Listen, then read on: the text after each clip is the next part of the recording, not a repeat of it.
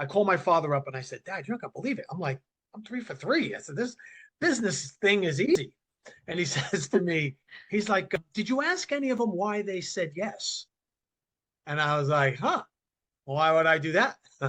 I already have the business. Why would I? And he said, well, if you know why they said yes, then you can duplicate that.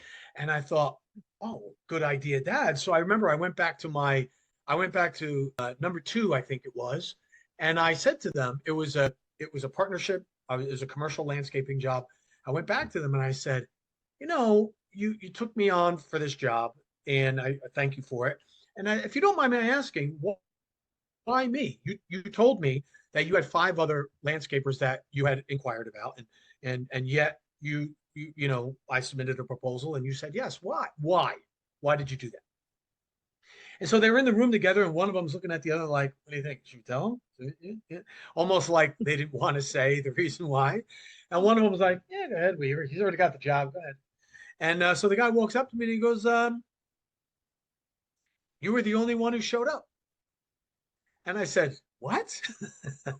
In my head, I'm thinking like it was my clever proposal. Maybe it was the way my script, or I parked right in the perfect parking spot, made sure the truck was clean. And he said, yeah, we did. We called 5 contractors and 3 of them called us back. 2 of them said they bring a proposal, but you're the only guy who showed up, and your price was pretty good. And you seem like a clean cut kid and you'll work hard for us. And so we gave you the job.